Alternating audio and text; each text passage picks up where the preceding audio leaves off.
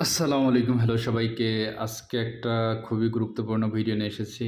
গত কয়েকদিন ধরে যে বিষয়টা দেখতেছি সেটা হচ্ছে বেশ ভালোভাবেই যে যারা Binance ট্রেড করেন এবং হচ্ছে Binance এর সাথে কোনোভাবে সংযুক্ত আ তাদের কাছে একটা মেসেজ গিয়েছে যে আসলে বাংলাদেশে Binance নিষিদ্ধ হতে যাচ্ছে এবং হচ্ছে এটা খুবই তাড়াতাড়ি নিষিদ্ধ হবে এরকম একটা বিষয় ছড়িয়ে পড়েছে। তো অনেকেই হচ্ছে আমার যারা চ্যানেলে ফলোয়ার আছেন এবং হচ্ছে শুভাকাঙ্ক্ষী আছেন, তারা জানতে চেয়েছেন যে আসলে Binance বাংলাদেশে নিষিদ্ধ হবে কিনা খুব তাড়াতাড়ি।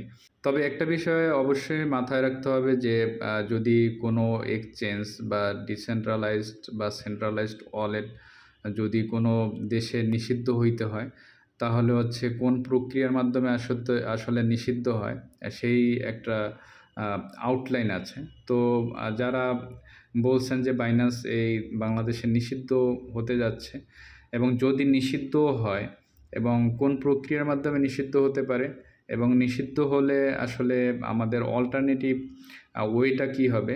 আ সেটাও হচ্ছে আ অনেকে জানতে চেয়েছেন এবং কোন প্রক্রিয়ায় নিষিদ্ধ হতে পারেন। আবার যদি নিষিদ্ধ হয় সেক্ষেত্রে আপনার Binance থেকে হচ্ছে আপনার যে ফান্ডটা আছে সেটা সরিয়ে নেয়া যাবে কিনা? এই ধরনের প্রশ্ন এসেছে। তো আজকে এইরকম কিছু প্রশ্নের উত্তর দেওয়ার চেষ্টা করব। যে আসলে যখন কোনো দেশে হচ্ছে কোনো ক্রিপ্টোকারেন্সি এক্সচেঞ্জ নিষিদ্ধ হয়, সাধারণত একটা আইনি ও নীতিগত প্রক্রিয়ার মাধ্যমে যে সেটা যেতে হয়। তো সে বিষয়ে হচ্ছে আমি ৪ টা বিষয় আপনার ফাইন্ড আউট করেছি। তো বাংলাদেশের ফাইন্যান্সিয়াল ইন্টেলিজেন্স ইউনিট যেটা আছে, মূলত যেটা রেগুলেশন করে থাকে যে বাংলাদেশে আসলে যে ট্রান্সেকশনগুলো হচ্ছে ফাইন্যান্সিং এবং প্রাইভেসি যেটা, এটা হচ্ছে বাংলাদেশ ফাইন্যান্সিয়াল আ ইন্টেলিজেন্স ইউনিট BFIU এইটা হচ্ছে নিয়ন্ত্রণ করে থাকে। তো আসলে তারা দেখবে যে আপনার যে Binance আ আ যে আপনার লেনদেনটা আসলে আ অনুমোদিত হচ্ছে কিনা, এটা দিয়ে আপনি হচ্ছে মানি লন্ডারিং করতেছেন কিনা। আসলে বাংলাদেশে কিছুদিন আগে যেমন MTFE নামে একটা আ আপনার প্রতিষ্ঠান বেশ কয়েক হাজার কোটি টাকা হচ্ছে এখান থেকে পাচার করে নিয়েছে এবং বাংলাদেশ ফাইন্যান্সিয়াল ইন্টেলিজেন্স ইউনিট তাদের যে পাচারের যে তথ্য এইটার Binance এর কাছে চেয়েছে। হয়তো তারা এই তথ্যগুলা তাদেরকে প্রোভাইড করেছে। আ আরেকটা বিষয় যে আপনার মানি লন্ডারিং বা ট্রেডর ফাইন্যান্সিং এর ঝুঁকি আছে কিনা? তো এইটা হচ্ছে তারা পর্যবেক্ষণ করবে BFIU। তারপর হচ্ছে আপনার কাস্টমারদের সুরক্ষা এবং ডাটা প্রাইভেসি আসলে কতটা ঠিক আছে। এইটা হচ্ছে তারা খতিয়ে দেখতে পারে।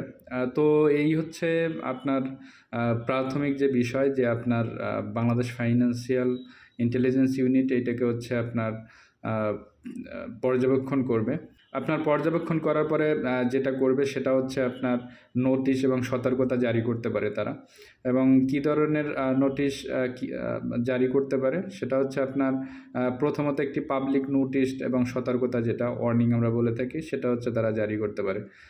যেমন সেখানে হচ্ছে তারা বলতে পারে যে Binance আমাদের দেশে আসলে নিবন্ধিত নয় এবং যারা বিনিয়োগ করেছেন তাদেরকে সতর্কভাবে পরামর্শ দেওয়া হচ্ছে যে আপনারা Binance বাংলাদেশে ইউজ করবেন না। এইরকম একটা হচ্ছে তারা নোটিশ জারি করতে পারে BFIU। তারপরে যেটা করতে পারে হচ্ছে আপনার নিষেধাজ্ঞা আরোপ করতে পারে। যেমন Binance এ যারা P2P আ ডলার লেনদেন করে থাকেন, Binance P2P এর মাধ্যমে। দেখা গেল এখানে বিকাশ নগদ ব্যাংক এর মাধ্যমে তারা হচ্ছে লেনদেন করে থাকেন। যেমন এখানে যদি আমি দেখাই যে আপনার ফান্ডিং এ এসে যে এখানে P2P এর একটা অপশন আছে। তো আ দেখা গেল যে এই P2P র মাধ্যমে যারা লেনদেন করেন তারা আসলে খুবই একটা ঝুঁকির মধ্যে আছেন। যে আসলে তদারকি করতে পারে Binance যদি চায়, আ যদি বাংলাদেশ ফিন্যান্সিয়াল ইন্টেলিজেন্স যদি চায় যে আপনার আ কোনো ধরনের তথ্য যে এখানে Binance P2P তে কোনো ধরনের আপনার কি বলেছে যে মানি লন্ডারিং হচ্ছে কিনা বা গ্যাম্বলিং এর সাথে জড়িত কিনা, ঠিক আছে? তো আ তারা হচ্ছে Binance এটা প্রোভাইড করতে পারে, ঠিক আছে? তো যারা P2P তে আসলে বেসিক্যালি লেনদেন করবেন, তারা আসলে খুবই একটা ঝুঁকির মধ্যে থাকবেন। এই নিষেধাজ্ঞায় যেটা হতে পারে যে আপনার বিকাশ নগদ এবং রকেট যে P2P অপশনটা আছে, তারা Binance এর কাছে হচ্ছে যে একটা রেড অ্যালার্ট জারি করে তারপরে তারা বলে দিতে পারে নিষেধাজ্ঞা দিয়ে যে আপনারা হচ্ছে বিনান্স নগদ রকেট এটা হচ্ছে ইউজ করতে পারবেন না। তো এই মাধ্যমে হচ্ছে এখানে আপনার হচ্ছে নিষেধাজ্ঞা থাকতে পারে। তারপরে হচ্ছে আপনার যদি বলি যে বিনান্স হয়তো এর একটা প্রতিক্রিয়া দেখাতে পারে যে বাংলাদেশে লাইসেন্স নিতে পারে কিনা, এটা সম্পূর্ণ হচ্ছে গভর্নমেন্টের উপর। তখন তারা দেখা গেল যে কেওয়াইসি বা ইমেল আপডেট করে তারপর হচ্ছে তারা বা এখানে আরও অনেক বিষয়ে সিদ্ধান্ত থাকে, যেমন রাজনৈতিক বা অন্যান্য মানে পলিসিগত কারণ, নীতিগত কারণ থাকতে পারে যে বিনান্স আসলে এদেশে লিগাল করবে কিনা। তা আসলে এই বিষয়টা যেহেতু সামনে আসছে, সেটা হচ্ছে আপনার বাংলাদেশে খুবই বর্তমান সময় গ্যাম্বলিং মানে একেবারে মহামারী আকারে বাংলাদেশে ছড়িয়ে পড়েছে। যে আসলে এর সাথে মোটামুটি লেনদেনের সাথে ক্রিপ্টোকারেন্সি অনেক সময় জড়িত থাকে। তো এইটার কারণে হয়তো এইটা নিষেধাজ্ঞা করতে পারে। যদি আমরা উদাহরণস্বরূপ হিসাবে দেখি যে আসলে বাংলাদেশে আ এখনও বর্তমানে এটা লিগ্যাল না। তারপরে হচ্ছে আপনার ২০২৪ সালে ভারতে কিন্তু আপনার বিনান্স সহ বেশ কয়েকটি এক্সচেঞ্জ তারা কিন্তু নিষিদ্ধ করে দিয়েছে।